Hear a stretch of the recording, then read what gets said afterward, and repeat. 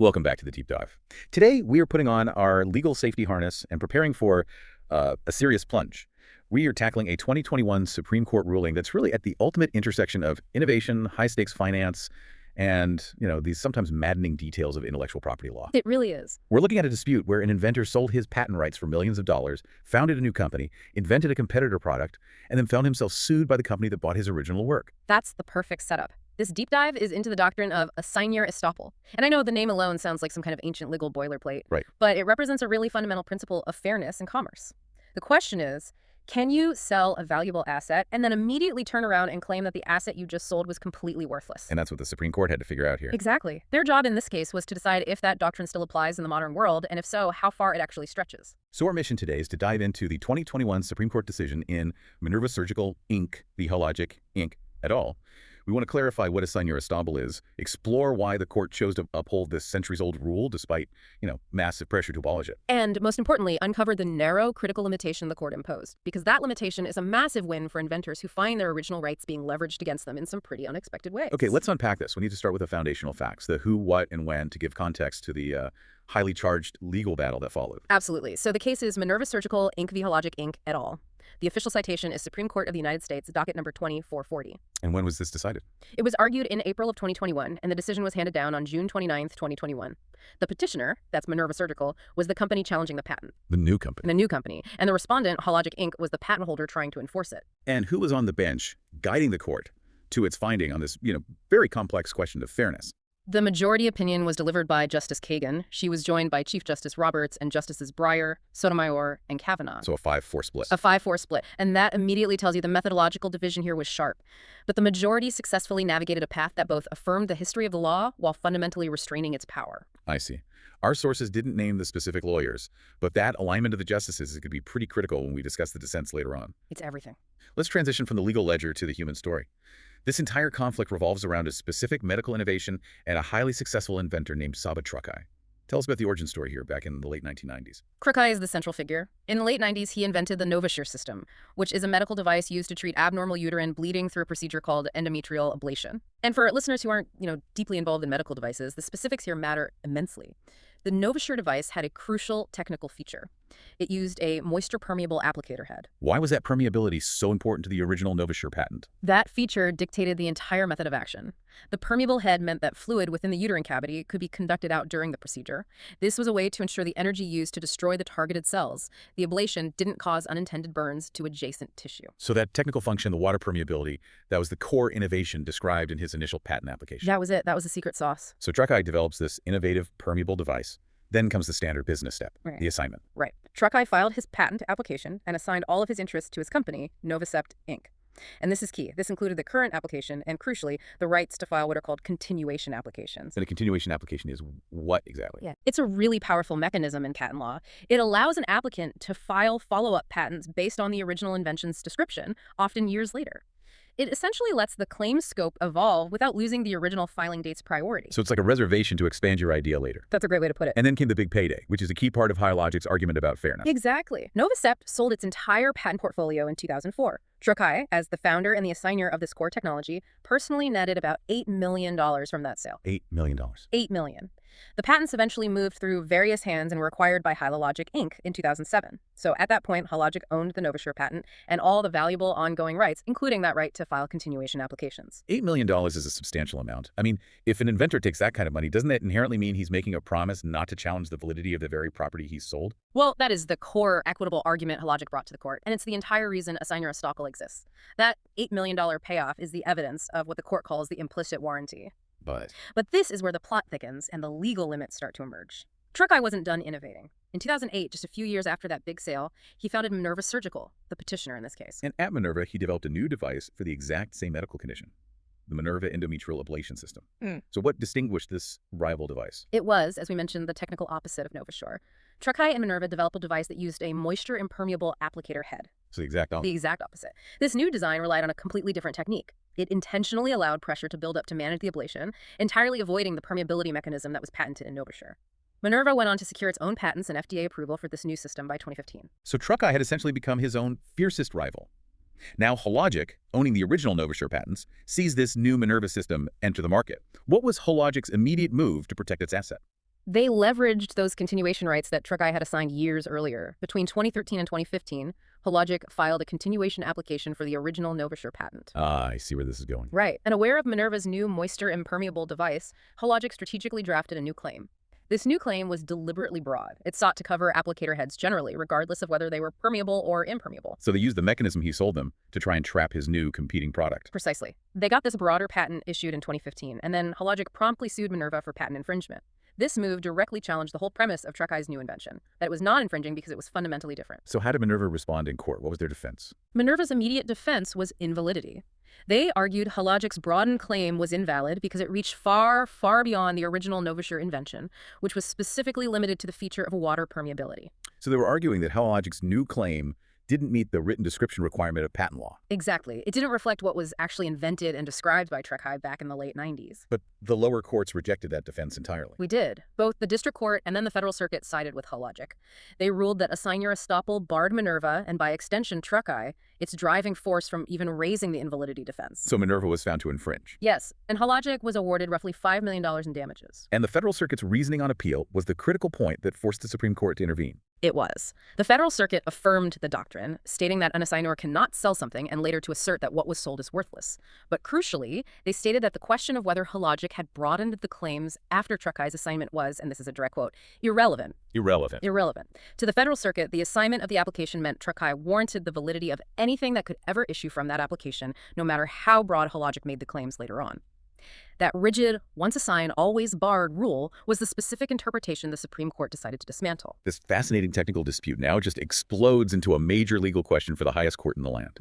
So what were the fundamental legal issues the justices needed to resolve here? The central issue was really two-pronged. First, should Assignor Estoppel be abolished completely? You had a lot of people arguing for that. And second, if it survives, how does it interact with the assignee's power to expand or materially broaden the patent claims after the initial assignment? In other words, does the original inventor's promise of validity extend indefinitely into the future, covering claims that didn't even exist when he sold the rights? That's the heart of it. And the stakes here go far beyond the $5 million damages award, right?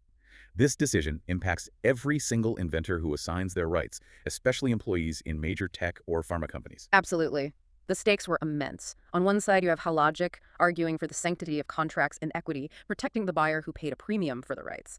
If Assignor Estoppel is abolished, it creates a massive loophole. How so? Well, inventors could collect millions, set up shop across the street, and immediately launch a challenge claiming the patent they just sold was junk all along. But the public interest argument pushed by Minerva is also pretty compelling. It is. Minerva and its supporters argue that allowing Assignor Estoppel to stand imposes too high a barrier to invalidity challenges. That means potentially bad patents. Unpatentable ideas that get a monopoly due to a flaw in the system would survive simply because the only person with the knowledge to challenge them effectively, the inventor, is silenced. And allowing bad patents harms competition and innovation for everyone. For everyone. Let's look deeper at Minerva's defense of invalidity and their aggressive push to abolish the doctrine entirely. Okay, so Minerva's primary invalidity argument centered on that written description requirement. They asserted that Hologic's amended claim, which covered applicator heads generally, was invalid because the original patent description, the one Truckeye drafted, focused strictly on the unique advantages of water-permeable heads. They argued Hologic had claimed something Truckeye never actually invented or described. Right, and then they launched this three-pronged legal assault aimed at striking the doctrine itself down. Their first and maybe most forceful argument was that the doctrine was already superseded by Congress in the Patent Act of 1952. Okay, what was the basis for that? They leaned on a specific statute, 35 U.S.C. Section 282b, which unequivocally states that invalidity shall be a defense in any infringement action. Minerva argued this statute is absolute. It leaves zero room for a judge-made exception like Assignor Estoppel that bars a specific defendant from using that defense. A statutory text seems pretty explicit. It does, and it formed the entire basis for the dissents we'll discuss later. Minerva's second attack relied on precedent. They argued that past Supreme Court decisions, specifically Scott Paper in 1945 and the famous Lear v. Atkins in 1969, had already weakened the doctrine so much that it was effectively interred or eviscerated. So they were asking the court to just acknowledge its demise. Pretty much. And their third point was pure policy, focusing on the public good. The policy argument was that modern patent law prioritizes the public interest in removing invalid patents from the marketplace. If Assignor Estoppel prevents the person best equipped to challenge a patent the inventor from doing so, it serves only the private interest of the assignee, Hologic, at the expense of competition and the public. Okay, so let's pivot to Hologic's rebuttal. They relied entirely on equity and the doctrine's established history, right? That was their whole case. Hologic's position was one of strict fairness. They argued that when Truckeye assigned the patent application and the continuation rights for, significant value, he made an implicit representation, an implied warranty, that the rights being conveyed were legitimate and not invalid. So to challenge the validity later is the essence of unfair dealing. Exactly. It allows the inventor to essentially double dip. First from the sale, and second by competing with the very patent he had sold. And Hologic defended that rigid Federal Circuit view that the subsequent broadening of claims was irrelevant. How do they justify that absolute stance? Their argument was based on the scope of the original property that was assigned. When Truckeye assigned the patent application, he assigned the entirety of the invention as described in that document, and critically, the right to pursue any claims supported by that description. So in Hologic's view, if a broad claim can be drawn from the original specification, Truckeye implicitly warranted its patentability when he assigned the original application. That's it. The fact that Hologic made the claim explicit years later didn't change what Truckeye had sold, which was the potential scope of the invention. It sounds like Hologic was saying, you sold us a house that included the blueprints for a 3-story addition. Whether we build that addition or not, you warranted that the blueprints are valid. Precisely. And that was the absolutist position that the Supreme Court ultimately rejected. They found that this view stretched the inventor's implicit warranty far past its breaking point. Let's move now to the monumental outcome. Did the Supreme Court decide to heed Minerva's call and abolish the doctrine entirely, or did Hologic successfully protect their interest? The Supreme Court found the middle ground, which is often the most impactful outcome. They affirmed the vitality of Assignor Estoppel, stating it is well-grounded in centuries-old fairness principles. So the doctrine survived, rejecting decades of calls for its demise. But they immediately tempered that decision with a critical limitation. Yes, this is the key. The court stated that the doctrine is strictly limited. Assignor Estoppel applies only when the assignor's later defense of invalidity directly contradicts the explicit or implicit representations he made at the time of the assignment. If no conflict exists, there is no estoppel. No estoppel. This is the new modern boundary of the doctrine. And what was the immediate consequence for Minerva? Well, the Federal Circuit's judgment was vacated and remanded. The Supreme Court explicitly told the Federal Circuit that their earlier finding, that the broadening of the claims was irrelevant, was erroneous. They ordered the lower court to determine the crucial factual question. Which was Hologic's new claim, covering both permeable and impermeable heads, materially broader than the claims Truckeye had assigned back in 2004? If it was materially broader, then estoppel does not apply, and Minerva is free to raise its invalidity defense. That fundamentally changes the playing field. Let's dig into the court's reasoning, particularly this idea of fairness and the historical grounding. The court's reasoning really hinged on preventing the about-face inherent in the assignor's conduct. Justice Kagan wrote that the doctrine demands consistency. It prevents an assignor from disavowing the implied warranty of validity that accompanied the transaction. So when an assignor sells a patent for money, they're effectively saying this is a legitimate, enforceable right. Right. And their later invalidity defense directly contradicts that initial promise. And this principle is far older than American patent law, correct? Oh, much older. The doctrine traces its historical foundation back to 18th century England, with judicial recognition in the late 1700s. It was adopted in the U.S. about a century later. This lengthy historical pedigree gave the majority confidence that they weren't inventing a rule, but simply interpreting a well-established common law principle that Congress had not explicitly revoked. The Supreme Court first formally approved the doctrine in Westinghouse v. Formica back in 1924. What was the central analogy in that landmark case? Westinghouse is the key precedent, and Chief Justice Taft explicitly grounded the doctrine in fair dealing. He compared assignor estoppel directly to estoppel by deed in real property law. This is a really important analogy to grasp. Can we break that down? Yeah. Estoppel by deed. Most of us aren't buying land with questionable titles every day. Think of it this way. Imagine you inherit a piece of property and you sell it to a buyer. Years later, you realize there's a forgotten clause in the deed that could technically invalidate the buyer's title. Estoppel by deed prevents you, the original seller, from using that knowledge to challenge the buyer's ownership. Because you signed the deed. You warranted the title. You warranted the title. You cannot derogate from the title he has assigned, which means you cannot undermine the very property you transferred. So in the patent context, the patent application is the deed and Truckeye is the grantor. He warranted the legitimacy of that patent title. Exactly. The integrity of the transaction itself must be protected. If the assignor is allowed to immediately challenge the patent, it suggests the entire sale was a sham or a deception, which undermines commercial confidence. Westinghouse established that core concept. Did Westinghouse suggest any limits, even back then, that might have foreshadowed this Minerva outcome? It did, actually. Westinghouse recognized the doctrine needed limits, to be fair. It noted that an assigner could not use prior art, that is, old technology that proves an invention isn't new, to destroy the patent by arguing invalidity. Right. But the assigner could use prior art to narrowly construe the claims. That means conceding the patent is technically valid, but arguing that its scope is much smaller than the assignee claims. So you limit liability without destroying the patent entirely. This concern for scope, not just total validity, was already present nearly a century ago and became the decisive factor in Minerva. Okay, so Minerva argued forcefully that Congress and previous Supreme Court rulings had effectively killed Assignor Estoppel. How did the majority definitively reject the idea that the doctrine was abrogated by the Patent Act of 1952? The court tackled that textual argument head-on. Minerva cited the 1952 Act, specifically the section stating invalidity shall be a defense in any infringement action. The majority offered a really powerful legal rebuttal based on statutory interpretation. What was that rebuttal? First, they noted that similar broad statutory language allowing all defenses existed when Westinghouse was decided in 1924. So if Congress wanted to eliminate the doctrine in 1952, they would have had to do so explicitly, since the doctrine was already a known feature of the common law backdrop. And their second point was a classic slippery slope argument regarding legal tools. It was a point of pure legal necessity. The court argued that Minerva's statutory reading that any action means no defendant can ever be barred from any defense is untenable. Why untenable? Because if that reading were correct, it would not only kill Assignor Estoppel, but also every other common law preclusion doctrine in patent cases. This includes things like res judicata, which prevents relitigating claims already decided, and equitable estoppel. So if Minerva's argument held, then anytime someone lost an infringement case, they could just immediately file the exact same challenge again. Essentially, yes. The court concluded that Congress legislates against a background of common law adjudicatory principles. When Congress drafts a statute like the Patent Act, it assumes that established procedural rules, like estoppel and claim preclusion, remain in effect unless Congress gives a clear indication it wants to terminate them. And since Congress was silent on Assignor Estoppel in 1952, it survived. Beyond Congress, Minerva argued that post-Westinghouse precedents, Scott Paper and Lear, had already done the dirty work, rendering the doctrine obsolete. How did the court analyze Scott Paper? Scott Paper, from 1945, was a very limited ruling.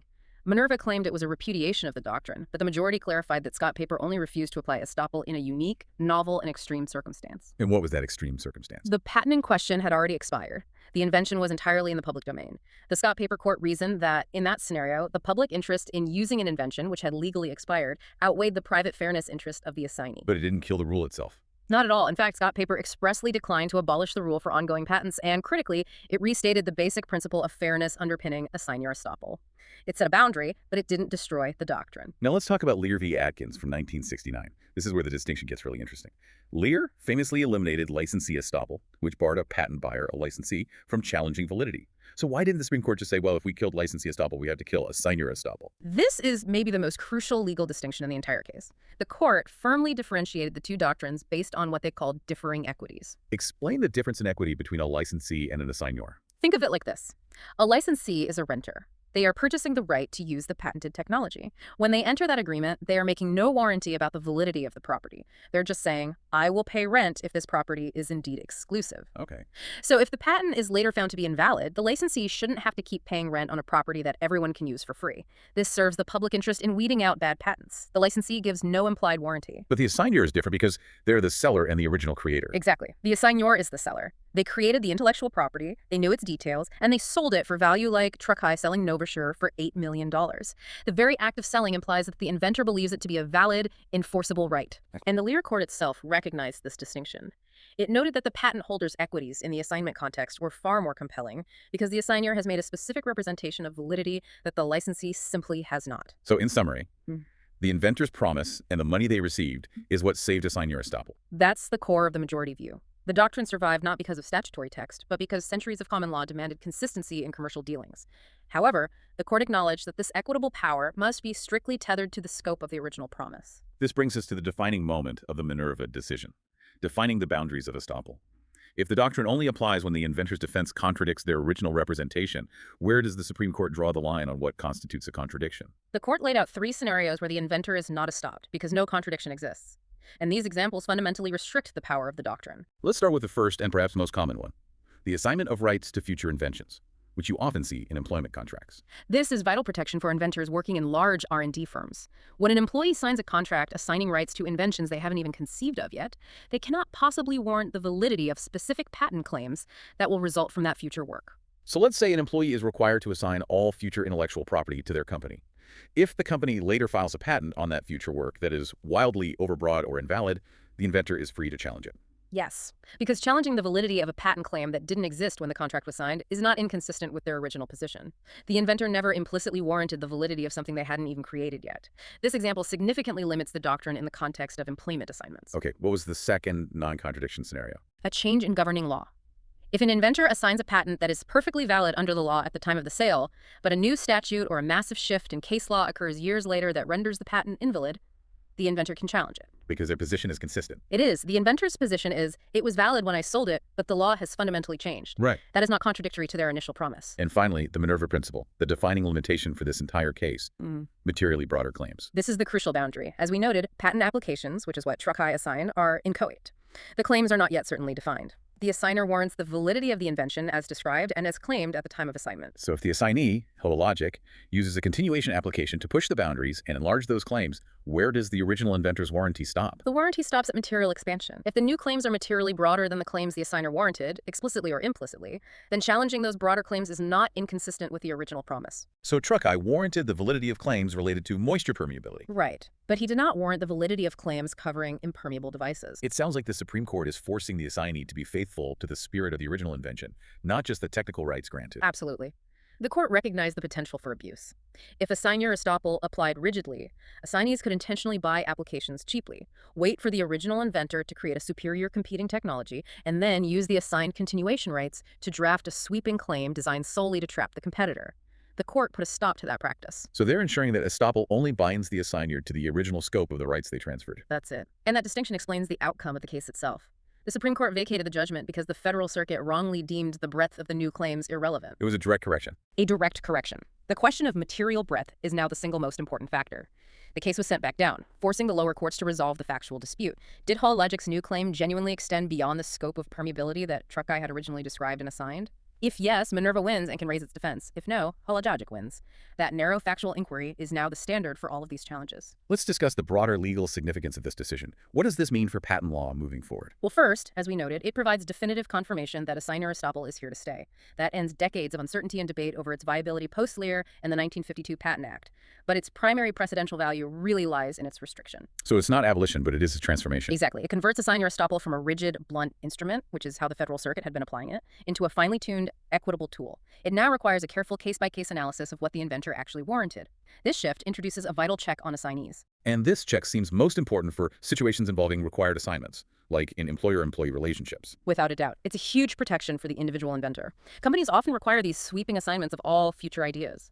Before Minerva, this meant the inventor was perpetually barred, potentially for life, from challenging claims their former employer crafted using those assigned rights. But not anymore. Now, the inventor has a path to challenge claims that materially exceed what they had originally contemplated or developed. It prevents the assignee from exploiting the inventor's mandated initial assignment to validate non-patentable, overly broad claims. If we condense all this complex legal maneuvering down to one crucial takeaway, what should every inventor and IP professional remember about Minerva v. Hologic? The most important key takeaway is this. Assignor Estoppel is powerful, but it is not boundless. The inventor's implied warranty of validity is strictly limited to the claims they actually assign, or claims that are naturally related to that scope. If the assignee, years later, tries to push that boundary and validate claims that are materially broader than the original invention, the inventor is legally entitled to challenge those new claims. The doctrine only goes as far as the initial promise made by the seller. Now, this decision wasn't unanimous. It was a tight 5-4 split, which means there was a deep-seated, fundamental disagreement over legal philosophy. The majority relied on common law, equity, and tradition. What was the core argument of the 4 dissenting justices? The dissents were united in their belief that the majority's decision was an exercise in judicial overreach. They argued that the doctrine should have been abolished entirely because it directly conflicts with the explicit statutory text of the Patent Act of 1952. So for them, it was simple. If Congress says invalidity shall be a defense in any action, judges cannot create an exception. That was their position. Let's start with Justice Alito's dissent. What was his primary critique of the majority's methodology? Justice Alito focused heavily on the principle of stare decisis, the adherence to precedent. He asserted that the majority strategically avoided the crucial question, should the foundational Westinghouse precedent be overruled? He argued that if the majority truly believed Westinghouse was shaky or contradicted current statutory intent, they should have addressed the question of overruling it directly rather than trying to salvage the doctrine through this judicial restriction. And he called the majority's method text-blind. He did, which is a classic textualist critique. Justice Alito contended that not one word in the patent statutes supports Assignor Estoppel.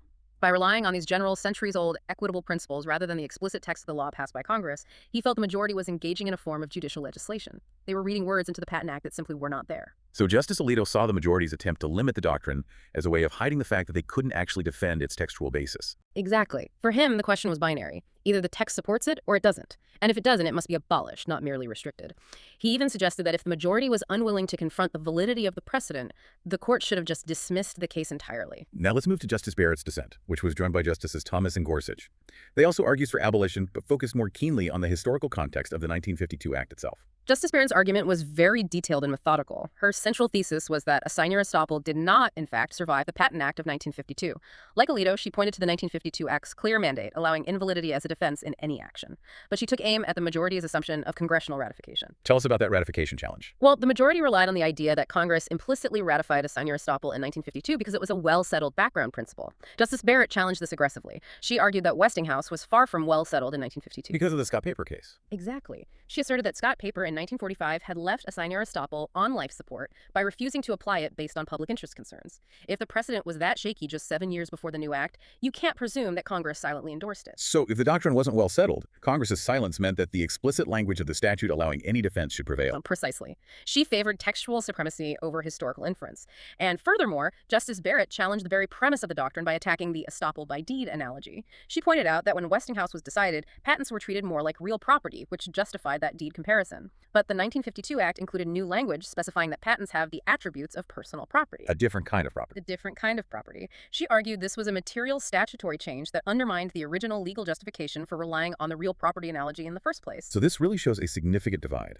A reliance on judicial tradition versus a strict adherence to what Congress actually wrote into law. It's the classic battle between the textualists and the pragmatists or historians on the court. The majority prioritized preventing unfair, contradictory conduct equity, which required reading a limitation into the statute. The dissenters prioritized statutory clarity, arguing that the text requires allowing the invalidity defense in all cases, even if it allows an inventor to break their promise. We have certainly taken a deep dive into the legal mechanisms of assignment and estoppel today. We started with an inventor, Sabatrakai, who sold his rights for millions only to be sued by the buyer, Hologic, when he came out with a competitor product. We learned that the Supreme Court upheld the doctrine of Assignor Estoppel, ensuring that inventors cannot immediately break their promise of validity. And critically, that affirmation came with a massive transformation. The court rejected the rigid blanket ban that the Federal Circuit had been imposing. It established that estoppel is now an equitable doctrine strictly limited by the principle of consistency. You are only barred from challenging the scope of the patent that you originally warranted. Right. If the assignee, like Hologic, attempts to use your assigned application to validate claims that are materially broader than what you sold, the inventor is protected and allowed to challenge those new claims. This decision dramatically alters the power balance in patent assignments, particularly for continuation applications and those employment agreements. It forces assignees to stay within the bounds of the original invention's scope, or face a costly invalidity defense from the very person who knows the invention best. It turns the inventor from a silent captive into an active watchdog, especially over claims that are filed years later. The primary purpose of the doctrine protecting the buyer from the seller's bad faith remains, but the buyer can no longer exploit the initial sale to unilaterally expand their monopoly. Which leaves us with one final provocative thought for you to explore as you process this deep dive. The survival of Assignor Estoppel hinges entirely on the inventor's implicit warranty of validity. So when an inventor signs an assignment of an application, where the claims are still inchoate or undefined, what degree of invention, what specific boundary of validity should the law presume that inventor is promising for years down the road? And the Supreme Court's answer is now clear. The implicit promise ends precisely where the material expansion of claims begins. That ruling clarifies the difference between selling a potential invention and selling a blank check for future litigation. That's all the time we have for this deep dive. We'll see you next time.